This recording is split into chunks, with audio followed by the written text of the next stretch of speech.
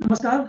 आज हम बात करेंगे एलन मस्क इंडिया नहीं आए और चाइना चले गए।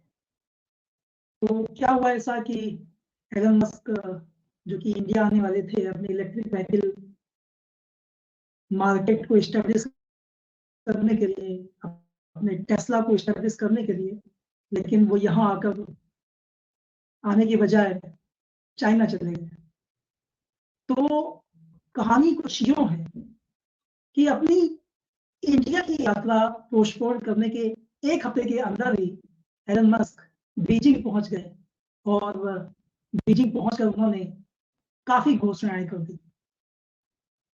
तो basically Beijing self driving technology में बहुत ही बढ़ता हुआ एक उभरता हुआ केंद्र बन रहा है, जिसने टेस्ला को आकर्षित किया। जो चाइना का सिग्निफिकेंस है इलेक्ट्रिक व्हीकल मार्केट में, उसको देखते हुए एलन मस्क अपनी टेस्ला की संभावनाएं तलाश करने के लिए चाइना पहुंच गए।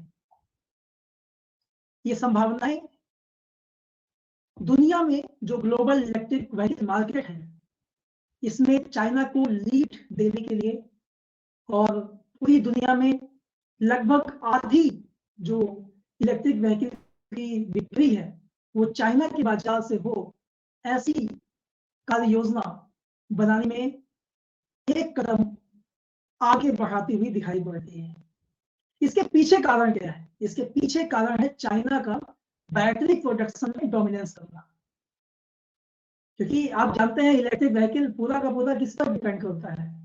वो डिपेंड करता है बैटरी पर, क्योंकि बैटरी चार्ज होगी वही काम आएगी। तो बैटरी प्रोडक्शन में चाइना बहुत आगे है।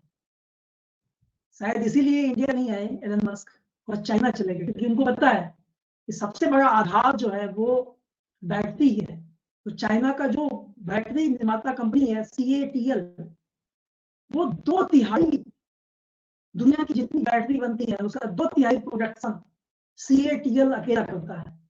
तो आप समझ सकते हैं कि टेस्ला को एक सप्लायर चाहिए जो उसको बैटरी की आपूर्ति कर सके, तो उसमें CATL एक बहुत बड़ी भूमिका निभा सकता है। इसके बाद संघाई में जो टेस्ला का इन्वेस्टमेंट है वो होने जा रहा है। संघाई में जो प्लांट लगा हुआ है टेस्ला का मॉडल 3 और मॉडल Y कार का, वो ना सिर्फ चाइना को सप्लाई देगा बल्कि न्यूजीलैंड, ऑस्ट्रेलिया और यूरोप में भी कार की सप्लाई करेगा। तो जो इन्वेस्टमेंट भारत में करने जा रहे थे टेस्ला, वो भारत में ना करते हुए वो अभी चाइना में ही और इन्वेस्टमेंट कर रहे हैं। आपको पता ही है कि पहले सरकार ने यही शर्त रखी थी टेस्ला के सामने कि आप हमारे यहाँ इन्वेस्टमेंट करें, चाइना से हमें आप इलेक्ट्रिक व्हीकल निर्माण करके ना भेजें। अब इंडिया की बात करते हैं तो इंडिया का जो इलेक्ट्रिक व्हीकल मार्केट है वो अभी चाइना की तुलना में बहुत ही प्रारंभिक अवस्था में, बहुत ही अर्ली स्टेज में है। कारण क्या है? कारण वही है कि चाइना के पास बैटरी का उत्पादन करने की खुद की क्षमता है, जबकि इंडिया का बैटरी उत्पादन में दूसरे देशों पर निर्भरता है। तो हमें इलेक्ट्रिक व्हीकल में जो सप्लाई चेन है और जो रैपिड इंडस्ट्री ग्रोथ है उसके लिए दूसरे देशों पर बैटरी सप्लाई के लिए डिपेंड रहना पड़ेगा। तो ये एक तरीके से बहुत बड़ी समस्या है जिससे हम इलेक्ट्रिक व्हीकल में पीछे जा रहे हैं। एक और चीज है, रेगुलेटरी जो लैंडस्केप है और पॉलिसी शिफ्ट है, बहुत जल्दी जल्दी हमारी जो योजनाएं हैं वो चेंज हो गई है। हमारी रेगुलेटरी जो नियामक जो चीजें हैं वो बहुत ही फ्लिप फ्लॉप है, खासतौर पर इलेक्ट्रिक व्हीकल पॉलिसीज के तौर पर देखें तो यहाँ पर हम लोग किसी एक कार्य योजना को लेकर नहीं चल पा रहे हैं। अभी बहुत सारे जो पॉलिसी इनिशिएटिव लिए गए हैं, जो production linked incentive model scheme रखी गई है, उससे हो सकता है कि थोड़ा बहुत ग्लोबली जो इलेक्ट्रिक व्हीकल का मार्केट है उससे इंडिया को फायदा पहुंचे। हालांकि चाइना का जो है वो डोमिनेंस है, लेकिन आगे जो थोड़ा बहुत समय बीतेगा तब हो सकता है कि इंडिया भी इलेक्ट्रिक व्हीकल मार्केट में अपना कुछ स्थान बना सके। क्योंकि है क्या, अभी चाइना का जो इलेक्ट्रिक व्हीकल है उस पर यूरोप और अमेरिका ने क्या किया है कि काफी स्क्रूटनी लगा दी है। और अमेरिका और जो यूरोप है वो चाहता नहीं है कि चाइना में इलेक्ट्रिक व्हीकल का जो उत्पादन है वो काफी अच्छी संख्या में बढ़े। तो वो लोग चाहते हैं कि इंडिया जो है वो एक्सपेंड करे और इंडिया इंटरनेशनल मार्केट में आए। तो हो सकता है कि आगे इंडिया का जो मार्केट है वो इलेक्ट्रिक व्हीकल लेकर आए।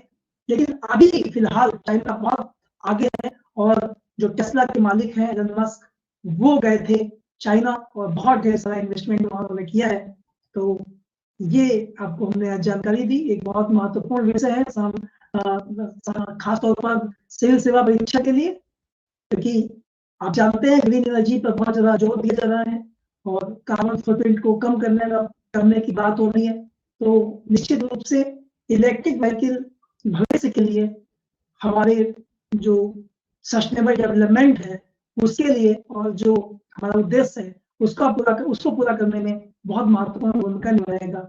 इसलिए बहुत महत्वपूर्ण विषय है और भारत की क्या भूमिका होगी ये भी जानना बहुत ही महत्वपूर्ण है। तो ठीक है, मिलते हैं अगले विषय पर। बहुत बहुत धन्यवाद।